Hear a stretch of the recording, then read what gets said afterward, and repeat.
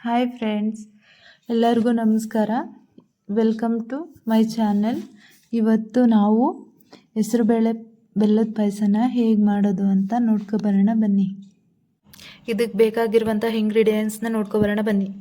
ಏಲಕ್ಕಿ ಪುಡಿ, 2 table spoon ತುಪ್ಪ, 1 ಕಪ್ ಬೆಲ್ಲ, ಸ್ವಲ್ಪ ಗೋಡಂಬಿ ದ್ರಾಕ್ಷಿ, 1 ಕಪ್ ಹೆಸರುಬೇಳೆ, 1/4 ಲೀಟ್ರ್ ಹಾಲು, 1 ಕಪ್ ಶಾವಿಗೆ.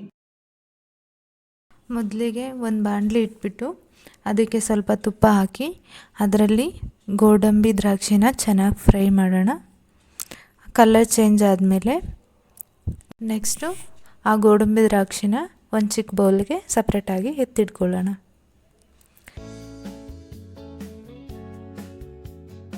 ಅದೇ ಬಾಣಲಿಗೆ ಶಾವಿಗೆನ ಆ್ಯಡ್ ಮಾಡಿ ಅದು ಕಲರ್ ಚೇಂಜ್ ಆಗೋವರೆಗೂ ನೀಟಾಗಿ ಫ್ರೈ ಮಾಡ್ಕೊಳ್ಳೋಣ.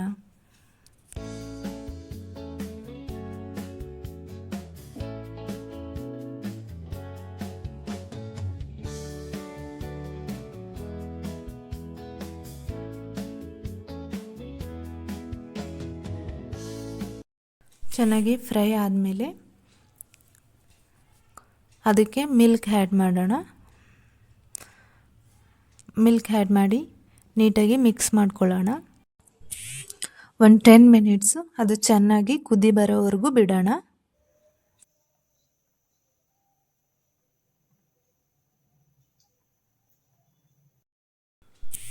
ಅದಕ್ಕೆ 1 ಬೌಲ್ ಬೇಯಿಸಿರೋ ಹೆಸರು ಬೇಳೆನ ಆ್ಯಡ್ ಮಾಡೋಣ. ನೆಕ್ಸ್ಟು ಅದಕ್ಕೆ ಗೋಡಂಬಿ ದ್ರಾಕ್ಷಿನ ಆ್ಯಡ್ ಮಾಡಿ ನೆಕ್ಸ್ಟು ಸ್ವಲ್ಪ ಅರ್ಧ ಟೇಬಲ್ ಸ್ಪೂನ್ ಏಲಕ್ಕಿ ಪುಡಿನ ಆ್ಯಡ್ ಮಾಡ್ಕೊಳ್ಳೋಣ. ಲಾಸ್ಟ್ಗೆ 1 ಕಪ್ ಬೆಲ್ಲನ ಆ್ಯಡ್ ಮಾಡಿಕೊಂಡು ಚೆನ್ನಾಗಿ ಮಿಕ್ಸ್ ಮಾಡ್ಕೊಳ್ಳೋಣ.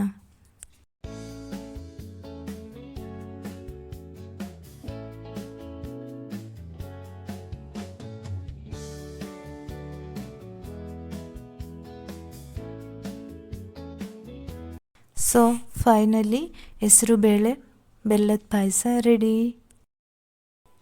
ಈ ವಿಡಿಯೋ ಇಷ್ಟ ಆದರೆ ಲೈಕ್ ಮಾಡಿ, ಕಮೆಂಟ್ ಮಾಡಿ, ಶೇರ್ ಮಾಡಿ. Thank you all.